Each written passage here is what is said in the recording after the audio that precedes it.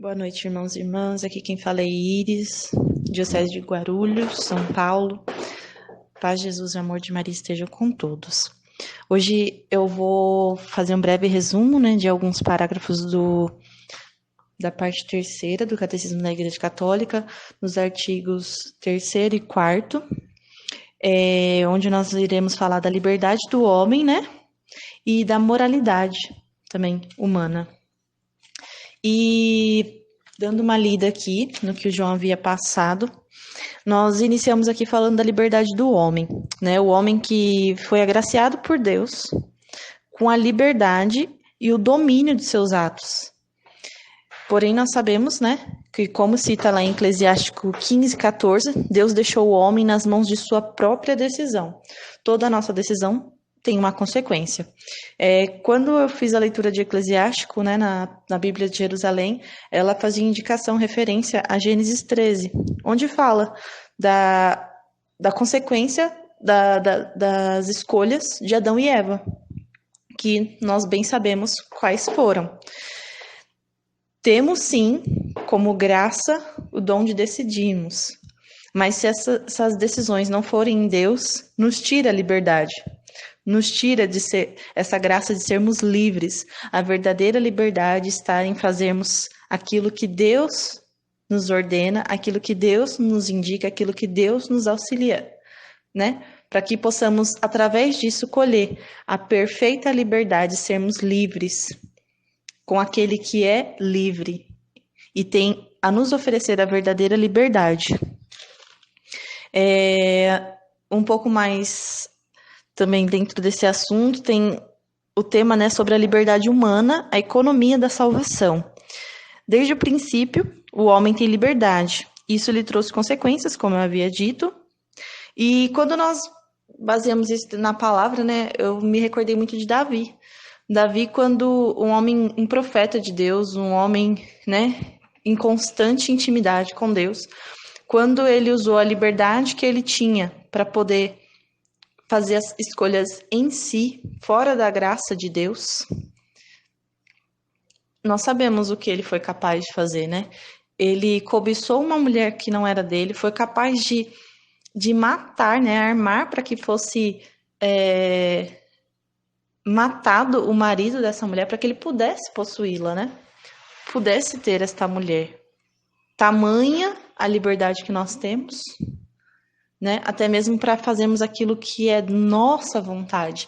E isso nos traz as consequências, nos afasta da graça de Deus e nos aprisiona no pecado.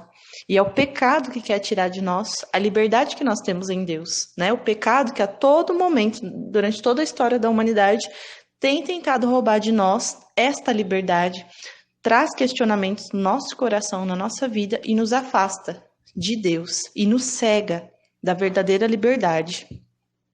E não tem como falar de liberdade sem falar de moralidade, E falando aqui da fonte da moralidade, que é o que nos influencia na nossa decisão, que é o que nos influencia na nossa liberdade cotidiana, nós temos 3 fontes, que é o objeto escolhido, o fim visado ou intenção e as circunstâncias da ação. Ou seja, a primeira fonte, que é o objeto escolhido, seria o quê?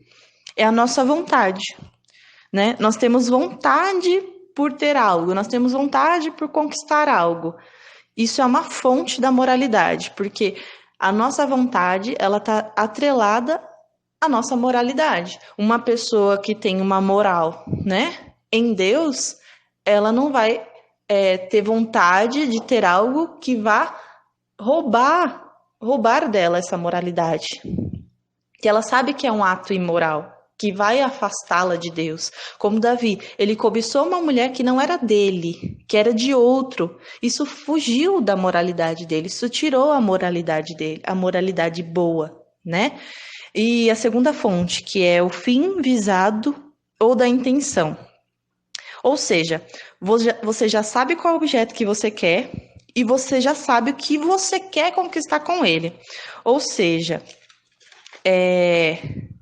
você quer prestar um serviço a uma pessoa, você quer ajudar um morador de rua, Você já sabe por que você quer ajudar, você já sabe quem você quer ajudar, mas você já sabe o fim visado.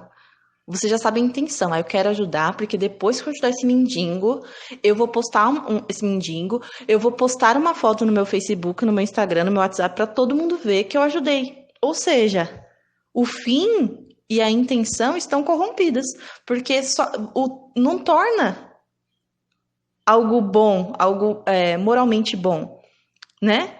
Porque tudo que você quer mostrar que você está fazendo para o próximo, você está fazendo para si mesmo, para se vangloriar. E a terceira fonte é a circunstância da ação. Ou seja, a circunstância ela não muda a ação. Ela pode diminuir ou agravar essa situação. Ou seja, nós estamos assistindo TV e aparece lá. Um homem matou outro homem. É algo moralmente mal?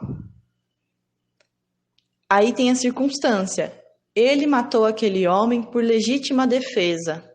Ou seja, o fato dele ter matado não vai tornar, por defesa, né, a própria vida, não vai tornar aquela circunstância boa, mas vai diminuir a gravidade, né? Então, a circunstância da ação, ela nunca vai mudar a situação, mas ela vai torná-la grave ou menos grave.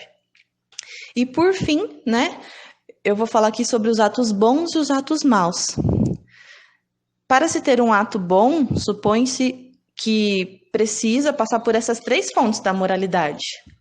Se elas três tiverem a unidade, objetivo, né, único, vai determinar se é bom ou se é ruim. Por exemplo, como cita aqui no próprio catecismo, jejuar e orar. O jejum e a oração que eu estou vivenciando é para ser visto por outras pessoas ou tem a intenção de glorificar somente a Deus? Eu jejuo e oro para falar para os outros que eu faço o jejum e a oração, ou eu jejuo e oro para que através disso eu possa, né, crescer em Deus, crescer em intimidade, matar a minha carne, né, matar o meu pecado. Então, o ato a gente pode determinar ele como bom ou como mal através da prática dele, através da observação dessas três fontes.